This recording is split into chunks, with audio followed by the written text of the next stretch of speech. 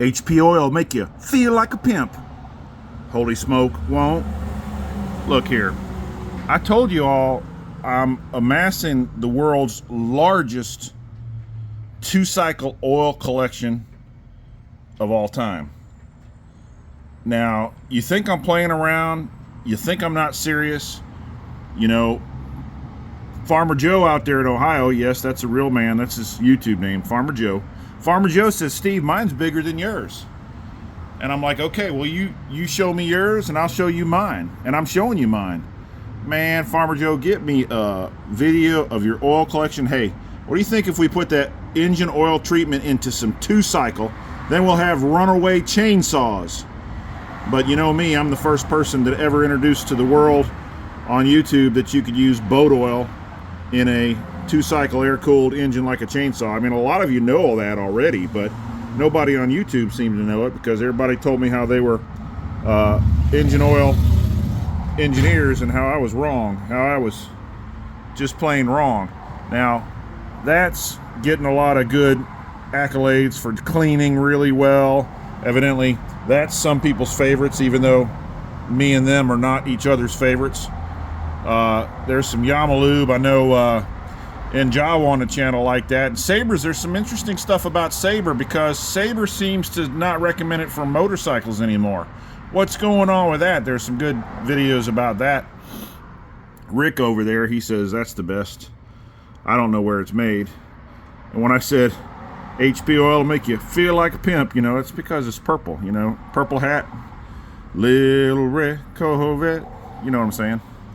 Purple Rain, that's what I was thinking of. Lucas Oil, I call them, they're nice folks over at Lucas Oil. And then there's about 4 or 5 varieties of this 2-stroke by Maxima. I need to call them while it's still East Coast time, and I need to ask them if we need to worry about esters mixing with other oils. You know, I had a discussion with my man Ryan in Woodstock. Shout out to him, shout out to Farmer Joe. I had a discussion with him about esters and mixing and whatnot. Opti 2, it seems like their formulation is close to like in the 90s to 1. I would thicken it up a little bit myself. I don't know anything about this 2-stroke racing oil by Redline synthetic. If you know anything about it, let me know. And then we're back to the boat oil. The boat oil once again. That's my go-to. That's my base. When I make my oil and mix it all up, it's my base. And then just for you all that think I'm just silly for having a bunch of oil, I'm going to be doing a bunch of chainsaw milling, a bunch of work with chainsaws as the temperature has cooled down and I could possibly survive the day without a heat stroke, you know, and I've got a lot of work to do. And I'm going to smell some of these, I'm going to mix some of these, I'm just going to have fun. So is it a waste of money? Not really, but some of them are more expensive than others. So I still need to give you the formula for coefficient of friction, which you replace the mu with $signs, because really it's about saving money. I mean, you could have some really good success with the boat oil, and it's a lot cheaper at the Walmart. Not that I'm telling you to frequent the Walmart, because they did stop selling pistol ammunition, maybe ammunition altogether. I don't know. I did boycott Walmart for a couple of years.